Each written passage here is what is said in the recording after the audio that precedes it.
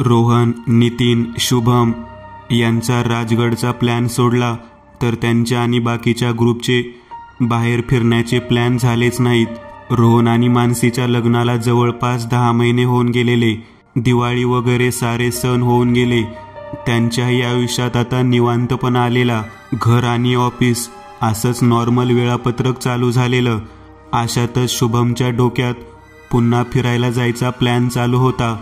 त्याने सर्वांना म्हणजे रोहन, मानसी, नितीन आणि दिव्या यांना त्याची फिरायला जायची कल्पना बोलून दाखवली. यावर नितीन म्हणाला, भाऊ, यावेळीची मोहीम कुठेही वाडा, हवेली वगैरे ठिकाणी नको. खूप झेललं रे आधी तो बंगला, नंतर मग तो वाडा, आणि सर्वात भयंकर म्हणजे तो अफजल खानाचा राजगडचा प्रसंग. यावर शुभम म्हणाला, अरे असं काहीही नाही. यावेळी आपण कोकणात जाऊया, मस्त मासे खाऊयात. आणि हो, यावेळी आपण चाललोय पद्मदुर्ग पाहायला, जंजिराच्या उरावर शिवरायांनी बांधलेला जलदुर्ग. यावर नितीन म्हणाला, अरे पण तिथं जास्त कोणी जात नाही. असाही तो किल्ला समुद्रात खूप आतमध्ये आहे. तिथे जाणाऱ्या फेरी बोट पण नाहीत. आपल्याला तिथून एखादी बोट भाड्याने घ्यावी लागेल. यावर रोहन म्हणाला, प्लॅन तर छानच आहे, जास्त काही धोका आहे असं नाही वाटत मला. दिव्या म्हणाली, ठीक आहे, तर मग पुढच्या विकेंडला शुक्रवारी हाफ डे टाकून आपण निघूयात. शनिवारी सकाळीच पद्मदुर्ग पाहायला बाहेर पडूयात. मानसीनेही तिच्या बोलण्याला सहमती दर्शवली. ठरल्याप्रमाणे ते सर्व शुक्रवारी दुपारनंतर निघाले आणि रात्री नागाव या गावात मुक्कामाला थांबले. नागाव हे गाव अलिबागपासून जवळच आहे आणि तिथून राजापुरीला जायला जवळपास 1.5 तास वेळ लागतो.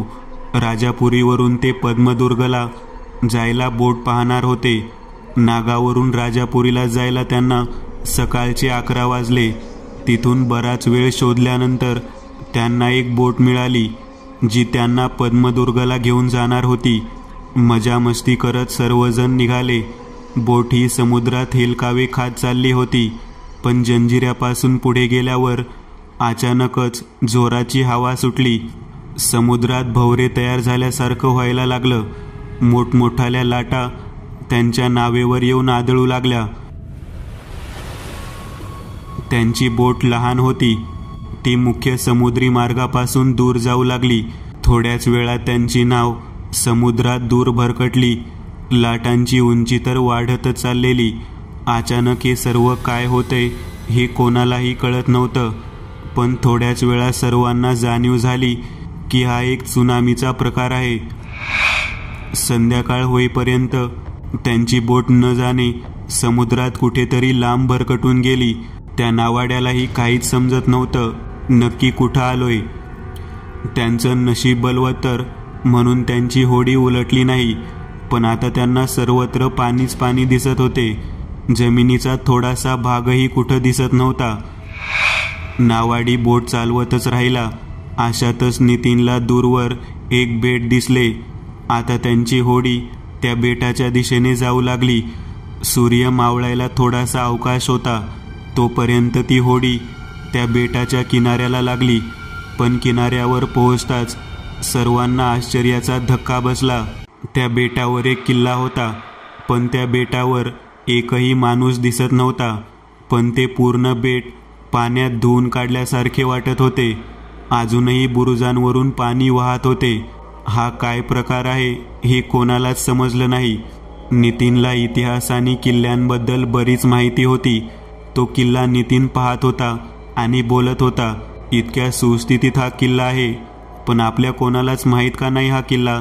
आजवर कधी ऐकलं देखील नाही की समुद्रात इतक्या आत किल्ला आहे ते. आपले सर्व किल्ले हे किनाऱ्यापासून जवळच आहेत, जास्तीत जास्त 3-4 किमीवर. काही कळायच्या आतच ते बेट जरासे हलले आणि थोडे वर आले. आता मात्र सर्वांना चक्कर यायचीच बाकी होती. हे सर्व काय चालले? नितीनने थोडा वेळ विचार केला आणि सर्वांना जवळ बोलावलं आणि तो बोलू लागला, मला वाटतं हा सर्व प्रकार आता आलेल्या त्सुनामीसारख्या प्रकारामुळे होतोय. आपण पाहिलं की या किल्ल्यावरून अजून पाणी वाहते. समुद्राच्या लाटा इतक्या वर नाही जाणार.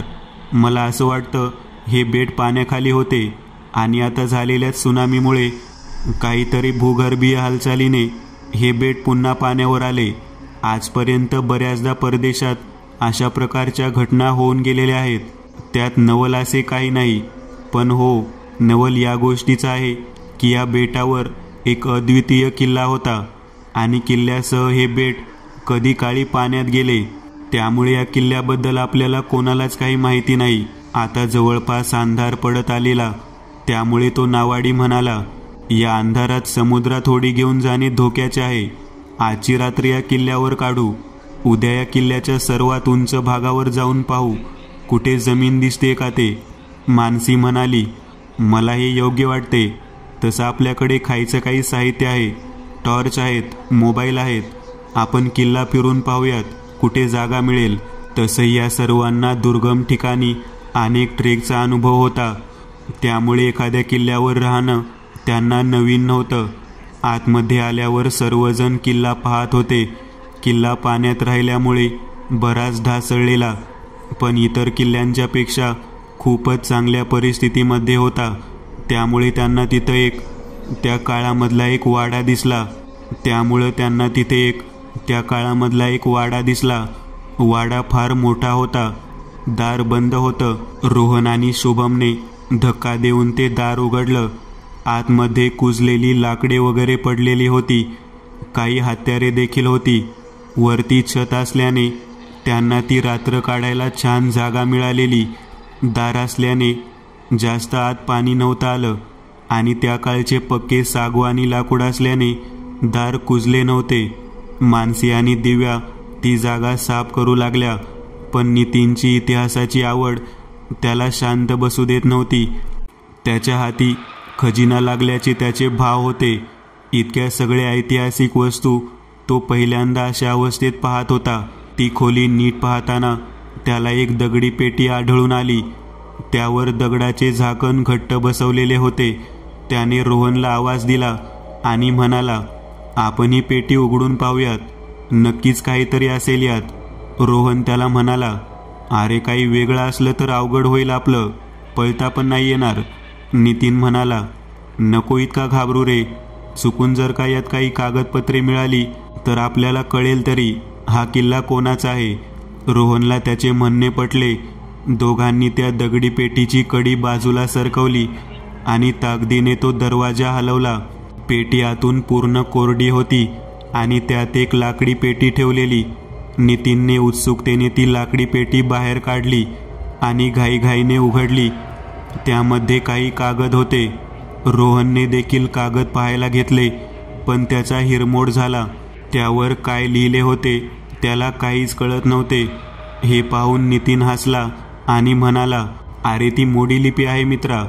यावर रोहन म्हणाला, तू तर आपल्या इतिहासाचा भक्त आहेस, तुला तर येते का वाचता ही लिपी. यावर नितीन म्हणाला, अरे मला थोडी थोडी येते वाचता, पण माझ्या मोबाईलमध्ये जे ॲप आहे त्याच्या मदतीने मी पूर्ण वाचायचा प्रयत्न करेल. असाच हसत असताना त्याचं लक्ष त्यातल्या एका कागदावर असलेल्या मुद्रेकडे गेले. त्यांनी ती मुद्रा पाहिली आणि त्यांच्या अंगावर आनंदाने म्हणा किंवा आश्चर्याने काटा आला. त्या मुद्रेमध्ये लिहिले होते, श्री राजाशाहू नरपती हर्ष निधान, बाजीराव बल्लाळ मुख्य प्रधान. नितीन ओरडतच रोहनला म्हणाला, तुला माहिती आहे का ही कोणाची मुद्रा आहे. रोहन म्हणाला, हो, ऐकल्यासारखी वाटते. यावर नितीन म्हणाला, अरे ही मुद्रा आहे रणमार्तंड बाजीराव पेशव्यांची, ज्यांच्या नेतृत्वाखाली मराठ्यांनी संपूर्ण हिंदुस्थानभर हालकल्लोळ माजवला होता. यावर रोहन म्हणाला, अरे बापरे, बाजीराव पेशव्यांची मुद्रा असलेले कागद इथे, म्हणजे बाजीरावांच्या काळापर्यंत हा किल्ला समुद्रावर होता. यावर नितीन म्हणाला, अरे हे कागद साधेसुधे नाहीत, ही बाजीराव पेशव्यांनी लिहिलेली पत्र आहेत. अस्सल पत्र, ते देखील बाजीरावांच्या शिक्क्यानिशी. म्हणजे नक्कीच यात काहीतरी महत्त्वाचं असणार. मी हे वाचायचा प्रयत्न करतो. तोपर्यंत मानसीने जवळ असलेलं जेवण बाहेर काढून ठेवलेलं आणि सर्वांना खाण्यासाठी बोलावत होती. सर्वजण पटकन खाण्यासाठी येऊन बसले, पण नितीनचं लक्षच नव्हतं. तो ती पत्र वाचण्यात गढून गेलेला. यावर शुभम म्हणाला, जाऊ दे, त्याला खजिना मिळालाय, आज तो काही यायचा नाही. सर्वांचे जेवण झाले होते आणि नितीन ती पत्र वाचण्यात हरवून गेलेला. शुभम आणि रोहनने ठरवलं की अजून या किल्ल्यात काही मिळते का ते पाहूयात. त्यांनी नितीनला तशी कल्पना दिली आणि मानसी आणि दिव्याला इथून बाहेर कुठेही जाऊ नका सूचना केली. रोहनला अंदाज होताच की या किल्ल्यात अजून नक्की काहीतरी असेल जे आपल्या इतिहासासाठी महत्त्वाचे असेल. रोहन आणि शुभम टॉर्चच्या उजेडात बाहेर आले. बाहेर फक्त समुद्राच्या लाटांचा मधुर आवाज येत होता. चंद्राचा उजेड होताच, पण अशा निर्जन जागेच्या शांततेने मनात भीतीचे तरंग उमटत होते. बेटाच्या जास्त भागावर तर प्रवाळ आणि समुद्री वनस्पतीच होत्या. त्यातून कसाबसा मार्ग काढत ते दोघे चालले होते. हळूच येणारी वाऱ्याची झुळूक देखील मनाचा थरकाप उडवत होती. इतक्यात रोहनच्या मागून एक आकृती वेगाने निघून गेली. रोहनने मागे वळून पाहिले, पण कोणीच नव्हते. रोहनला वाटले त्याला भास झाला असेल. तसेच ते दोघे पुढे चालत राहिले. जसे ते किल्ल्याच्या एका बुरुजाकडे जात होते तसा हवेत गारवा वाढत चाललेला. त्या बुरुजाच्या आत जायला मार्ग होता. शुभमने त्या बुरुजामध्ये प्रवेश केला. तिथे काही पहारेकऱ्यांची राहण्याची जागा होती. तसाच पुढे गेलं की काही पायऱ्या जमिनीमध्ये उतरत होत्या. रोहन शुभमला म्हणाला, अरे हे तर तळघर वाटते, एकदम भूताच्या मूवीमध्ये असतं तसेच. पाहूयात काय आहे ते. ते पायऱ्या उतरू लागले. काही पायऱ्या उतरून गेल्यावर जमिनीला समांतर असे दार लागले. शुभम म्हणाला, उघडायचं की नको हे दार? यामागे जर काही वाईट शक्ती निघाली तर पुन्हा पहिले पाडे 55. रोहनने त्याला धीर दिला आणि म्हणाला, अरे पण यात जर इतिहासामधला अनमोल खजिना असला तर विचार कर. गेल्या 200 ते 250 वर्षात या किल्ल्यावर येणारे आपण पहिलेच आहोत. कितीतरी गोष्टी आपल्याला मिळू शकतील. शुभमला त्याचे म्हणणे पटले आणि दोघांनी जोर लावून तो दरवाजा आत ढकलला. आतमध्ये किर्र काळोख होता. शुभमने त्याची टॉर्च आतमध्ये फिरवली, पण तो भयान अंधार त्या टॉर्चच्या उजेडाला खाऊन टाकत होता. जास्त लांबचं काही दिसत नव्हतं. मग रोहनने देखील त्याच्या जवळ असलेली टॉर्च चालू केली. दोन्ही टॉर्चच्या उजेडात त्यांनी आतमध्ये प्रवेश केला. पण मागच्या अनुभवाचा उपयोग करत रोहनने एक मोठा दगड त्या दरवाजाच्या कोपऱ्यात ठेवला. त्यामुळे दरवाजा बंद होऊ शकत नव्हता. दोघेही आतमध्ये आले. टॉर्चच्या उजेडात आजूबाजूला पाहू लागले. तेव्हा त्यांना असं जाणवलं की हे तळघर म्हणजे एक तुरुंग आहे. कैद्यांना डांबून ठेवायच्या कोठड्या दोन्ही बाजूला होत्या. त्यात आतमध्ये साखळदंड वगैरे होते. भयानक दृश्य होते ते. इतक्या वर्षात त्या तुरुंगाने काय काय घटना पाहिल्या असतील. आता शुभमला भीती वाटू लागली. तो रोहनला म्हणाला, चल जाऊया आता आपण. मला नाही वाटत इथे काही मिळेल. रोहनला देखील त्याचे म्हणणे पटले. शुभम परत निघायला मागे वळला. त्याच्या टॉर्च समोर अचानक एक पांढरा पडलेला चेहरा आला. भयानक डोळे, वाढलेले केस. काही क्षणातच तो गायब झाला. शुभमची भीतीने गाळणच उडाली होती. त्याने रोहनला आवाज द्यायला मागे पाहिले तसे त्याचे डोळेच फिरले. तसाच एक माणूस रोहन समोर उभा होता आणि रोहन भीतीने स्तब्ध झालेला. पण अचानक शुभमच्या आवाजाने रोहन भानावर आला. दोघेही परत फिरायला लागले तर त्यांना जाणीव झाली तसे 4 जण त्यांच्या चारही बाजूने उभे आहेत. लांब केस, कसला तरी जुना परदेशी पोशाख, पांढरे चेहरे, लाल डोळे. सर्वजण त्या दोघांकडे रागाने पाहत होते. अचानक शुभमला जाणवलं त्याच्या पायाखाली काहीतरी आहे. त्यांनी खाली पाहिले तर एक साखळी आपोआप त्यांच्या पायाभोवती गुंडाळली जात होती. रोहनने हातामधली टॉर्च त्यांच्यातल्या एका जणाच्या अंगावर फेकली, पण ती आरपार निघून गेली. रोहनला खात्री झाली की हे आत्मे आहेत. रोहनचा हात नकळत त्याच्या गणपती बाप्पाच्या लॉकेटकडे गेला, पण त्याला आठवले ते तर त्याने मानसीला दिले. रोहन आजूबाजूला पाहत होता. तेवढ्यात त्याला जमिनीच्या एका कोपऱ्यात क्रॉस पडलेला दिसला. रोहनला जाणवलं की हे लोक जिवंत असताना यांच्याच पैकी कोणाचा तरी हा क्रॉस असेल. त्याने मूवीमध्ये पाहिलेलं की ख्रिश्चन आत्मे या क्रॉसला घाबरतात. ती साखळी शुभम भोवती अर्धी गुरफटली होती आणि 2 जण त्याला ओढून तुरुंगात नेत होते आणि जाता जाता काहीतरी त्यांच्या भाषेत ओरडत होते. रोहनला काही कळायच्या आतच रोहनच्या पायाभोवती एक साखळी आली, पण रोहनने चपळाईने त्याचा एक पाय बाहेर काढला, पण ती साखळी त्याच्या शरीराभोवती गुरफटली होती. ते लोक शुभमला घेऊन आत तुरुंगात गेले. तिथे त्याला एका ओट्यावर आडवा करून काहीतरी मंत्र म्हणू लागले. ती भाषा काही रोहनला समजत नव्हती. रोहनला खूप प्रयत्न करून एक पाऊल टाकत कसाबसा त्या क्रॉसपर्यंत पोहोचला आणि अचानक त्याच्या पायाभोवती असलेली साखळी गळून पडली. रोहन तसाच धावत शुभमकडे गेला. त्या 2 आत्म्यांसमोर क्रॉस नेला आणि ते लांब झाले. रोहन तो क्रॉस शुभमला दिला. तसं त्यांच्याही साखळ्या गळून पडल्या. आता मात्र ते आत्मे चवताळले आणि अर्धवट मराठीत म्हणाले, आम्ही तुम्हाला असं सोडणार नाही. तुम्हाला देखील ख्रिस्ती बनवू, आमच्यासारखे करू. रोहन आणि शुभम जीव मुठीत घेऊन तिथून बाहेर पडले. शुभमजवळ तो क्रॉस तसाच होता. अचानक त्यातल्या एका आत्म्याने रोहनवर हल्ला केला. रोहन दूर उडून पडला, एका दगडावर आदळला. शुभम धावतच तिथे गेला.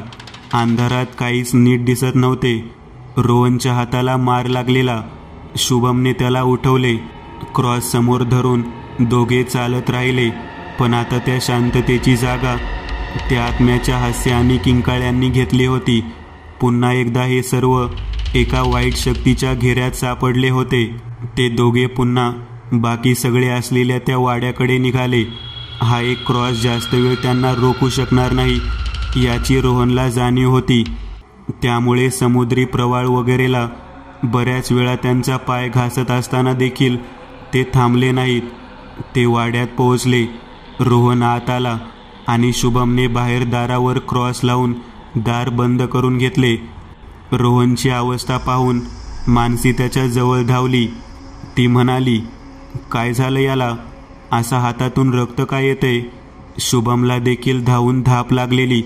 त्याने हातानेच थांबा असा इशारा केला. थोडा वेळ शांत बसल्यावर त्याने झालेला सर्व प्रसंग सगळ्यांना सांगितला. सर्वांच्या चेहऱ्यावर काळजीचे भाव होते. मानसीने रोहनच्या हाताला पट्टी बांधली. तितक्या दरवाजावर जोरात दगड आदळल्याचा आवाज झाला. दिव्या जोरात किंचाळली. मानसीने तिला शांत केले. सगळ्यांनाच कळलं होतं हे काय आहे. ते आत्मे दारातून आत येऊ शकत नव्हते, म्हणून दारावर दगडाचा मारा करून तोडायचा प्रयत्न करत होते. नितीन म्हणाला, मला वाटते आपल्याकडे फार कमी वेळ आहे. आपण काहीतरी केलंच पाहिजे, नाहीतर हे आत्मे आपल्याला असं सोडणार नाहीत. महत्त्वाचं म्हणजे हे नक्की कोण आहेत हे कळलं पाहिजे. रोहन म्हणाला, त्यांचे कपडे असे खूप जुन्या काळामधले वाटत होते. आपण हॉलिवूडच्या सिनेमात पाहतो तसे, पण ते इंग्रज वाटत नव्हते. त्यांच्या ड्रेसवर कसला तरी घोडा, ढाल वगैरे लोगो होता. ते ऐकताच नितीन जागेवरून उठला आणि बोलला, असं राजचिन्ह तर पोर्तुगीज लोकांचं होतं. दिव्या ओरडतच म्हणाली, काय पोर्तुगीज आणि इथे?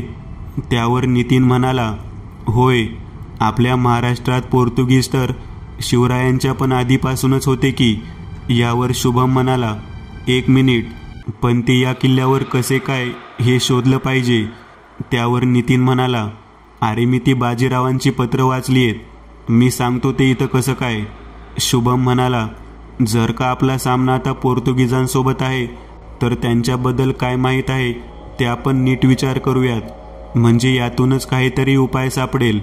नितीन, तू सांग अजून पोर्तुगीजांबद्दल. तुझं इतिहास प्रेम काहीतरी कामाला येऊ देत. नितीन बोलू लागला, पोर्तुगीज तर 14व्या शतकापासूनच महाराष्ट्राच्या समुद्रकिनाऱ्यावरच्या काही भागात होते. व्यापारासाठी आलेले आणि नंतर इथलाच प्रदेश त्यांनी ताब्यात घेतला आणि राज्य करू लागले. त्यांची ताकद होती ते त्यांचे उत्तम आरमार. ते इतर संतांशी संधान बांधून होते, त्यामुळे त्यांना फारसा कोणाचा त्रास झाला नाही. पण हो, मराठी जनतेला आणि विशेष करून हिंदूंना त्यांनी खूप त्रास दिला. त्यांच्या राज्यात असलेल्या म्हणजेच गोवा आणि रेवदंडापासून वसईपर्यंतच्या प्रदेशातील लोकांना जबरदस्तीने ख्रिश्चन करून घेतले जात होते. हिंदूवर शेंडी कर, लग्न कर असे अनेक जाचक कर लावलेले. पण या पोर्तुगीजांना पहिला दणका दिला तो शिवरायांनी, स्वतःचे आरमार उभे करून. पण महाराजांचा एकाच वेळी अनेक शत्रूंशी संबंध आल्याने त्यांना पोर्तुगीज सत्ता उखडून टाकता आली नाही. शंभूराजांनी देखील पोर्तुगीजांवर हल्ले केले.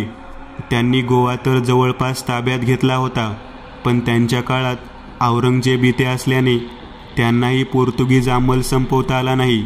आणि शंभूराजांच्या बलिदानानंतर तर महाराष्ट्रात स्वराज्य टिकवण्याची धडपड चालू होती. त्यामुळे पोर्तुगीजांवर कोणताच अंकुश नव्हता. त्यांची सत्ता वाढायला लागलेली. पण 1720 मध्ये बाजीराव पेशवे यांचा उदय झाला आणि 1725 नंतर तर मराठ्यांचा प्रचंड दबदबा निर्माण झालेला. त्यामुळे पोर्तुगीजांच्या सत्तेवर मग बाजीरावांनी आक्रमण केले. त्यावेळी मराठ्यांच्या आरमारचे प्रमुख होते कान्होजी आंग्रे आणि त्यांचा मुलगा तुळाजी आंग्रे. बाजीरावांनी त्यांच्याशी मिळून पोर्तुगीजांवर दहशत निर्माण केली. 1737 नंतर तर मराठी साम्राज्याचा सुवर्ण काळ सुरू झालेला. संपूर्ण भारतावर मराठ्यांचा दबदबा होता. बाजीरावांनी मराठ्यांचा धाक आणि ताकद इतकी वाढवलेली की इथल्या पोर्तुगीजांनी त्यांच्या पोर्तुगालला पाठवलेल्या पत्रात लिहिलंय की मराठ्यांचं गलबत दिसलं किंवा मराठे येत आहेत हे जरी कळले तरी आमची भीतीने गाळण उडते. पुढे जेव्हा मराठ्यांनी चिमाजी आपांच्या नेतृत्वाखाली पूर्ण पोर्तुगीज राज्य संपवायची मोहीम केली, तेव्हा पहिल्यांदा मराठ्यांनी साष्टी, आताचे ठाणे, ताब्यात घेतले आणि तिथे हिंदू लोकांना त्रास देणाऱ्या काही धर्मांध पोर्तुगीजांना चिमाजी आपांनी कैद केले आणि या भैरवदुर्गावर पाठवून दिले. पुढे मराठ्यांनी पूर्ण पोर्तुगीज राज्य संपवले. तेव्हा बाजीरावांनी या किल्ल्याच्या किल्लेदाराला लिहिलेली ती पत्र आहेत. म्हणजे त्यानंतरच कधीतरी हा किल्ला बुडाला असणार आणि मराठे निघून गेले. पण पोर्तुगीज कारागृहात तसेच राहिले आणि त्यांचा मृत्यू झाला. तितक्यात दारावर पुन्हा एक मोठा दगड येऊन आदळला. दरवाजा आता मोडायला लागलेला. हे सांगतानाच नितीनच्या मनात एक कल्पना आलेली, जेणेकरून या पोर्तुगीज भूतांना थांबवता येऊ शकते. त्याने रोहन आणि शुभमला काहीतरी शोधायला सांगितले. तो वाडा बराच मोठा होता, त्यामुळे त्यांना जे हवे होते ते सापडत नव्हते. इतक्यात अजून एक दगड दरवाजावर येऊन आदळला. दरवाजा जोराने उडाला. तसे ते 4 जण आत आले. समोरच मानसी आणि दिव्या होत्या. एका माणसाने हात पुढे केला तर त्या दोघींच्याही अंगाभोवती लोखंडी साखळ्या गुरफटल्या गेल्या. मानसीने बीचवर जाणार म्हणून ते गणपतीचं पेडेंट घरीच ठेवलेलं. तिला तिच्या चुकीची जाणीव झाली, पण त्याला उशीर झालेला. रोहन आणि नितीन ती वस्तू शोधतच होते. शुभम खाली पडलेला क्रॉस उचलायला गेला, पण एका पोर्तुगीज आत्म्याने त्याच्यावर हल्ला केला. तसा तो भिंतीवर आदळला आणि बेशुद्ध पडला. आता ते पोर्तुगीज त्या दोघींना ओढत घेऊन चाललेले. रोहनने गणपती बाप्पाला मदतीसाठी याचना केली. पुन्हा ती वस्तू शोधू लागला. समोर कोपरताय त्याला एक तशीच दगडी पेटी दिसली. त्याने नितीनला आवाज दिला. तितक्यात ते लोक मानसी आणि दिव्याला ओढत नेतायत हे रोहनने पाहिले. तसा तो धावतच पेटीजवळ गेला. नितीनाने त्याने पेटी उघडली. त्यात एका पांढऱ्या कापडात काहीतरी गुंडाळलेलं होतं. नितीनने पटकन ते कापड उघडलं. दोघांनाही आनंद झाला. त्यांना पाहिजे होतं ते मिळालं होतं. त्यांच्या हातात होता मराठ्यांचा ध्वज, भगवा. मगाशी पोर्तुगीजांबद्दल सांगत असताना नितीनच्या मनात आले, पोर्तुगीजांना मराठे आले असं कळलं तरी भीती वाटायची, पण मराठे आले हे कसं कळणार? मराठ्यांची ओळख होती तो भगवा ध्वज आणि हा किल्ला पाण्यात असल्याने यावर कुठेही भगवा फडकत नव्हता. त्यामुळे आताही पोर्तुगीजांना कोणाचा धाक नव्हता. पण नितीनला असे वाटले की जर या किल्ल्यावर भगवा ध्वज फडकावला तर पोर्तुगीजांना असे वाटेल की मराठे आलेत. त्यामुळे त्यांनी रोहनला सांगितले होते की हा किल्ला जर बाजीरावांच्या ताब्यात होता तर या किल्ल्यावर कुठेतरी भगवा ध्वज असेलच, तो आपण शोधला पाहिजे. आता ते तसेच धावत बाहेर पडले. एव्हाना ते पोर्तुगीज त्या दोघींना घेऊन त्यांच्या तुरुंगाजवळ पोहोचले होते. रोहन वेगाने धावत होता किल्ल्याच्या ध्वजकाठीकडे. ध्वजकाठी म्हणजे किल्ल्यावरची सर्वात उंचावरची जागा जिथे ध्वज फडकावतात. ते दोघे तिथे पोहोचले. नितीनच्या खांद्यावर चढून रोहन तो ध्वज काठीला अडकवला. त्या समुद्राच्या वाऱ्याने भगवा ध्वज फडकू लागला. रोहनने टॉर्च पोर्तुगीजांच्या दिशेला फिरवला. तसं पोर्तुगीजांची नजर रोहनकडे आणि पर्यायाने भगव्या ध्वजाकडे गेली. भगवा ध्वज पाहताच मानसी आणि दिव्याला तिथेच टाकून ते पोर्तुगीज गायब झाले. नितीनची योजना सफल झालेली. भगव्या ध्वजाचा दरारा अजूनही त्या पोर्तुगीजांवर होता. रोहनने त्या दोघींना सोडवले. बरंच लागलं देखील होतं त्यांना. नितीनने शुभमच्या चेहऱ्यावर पाणी मारून त्याला शुद्धीवर आणलं. तिकडे तो नावाडी बोटीवर असल्याने आवाजाने घाबरूनच तो त्यांच्या जवळ असलेला देवाचा फोटो धरून होडीमध्येच बसला होता. सर्वजण त्या वाड्यात जमलेले. सकाळ व्हायला थोडासा अवधी होता. नितीनने त्या वाड्यात मिळतील तेवढे सर्व कागद सोबत घेतले. जिथे त्यांना भगवा ध्वज मिळाला तिथेच त्यांना काही बिछवे मिळाले, ते देखील त्यांनी सोबत घेतले.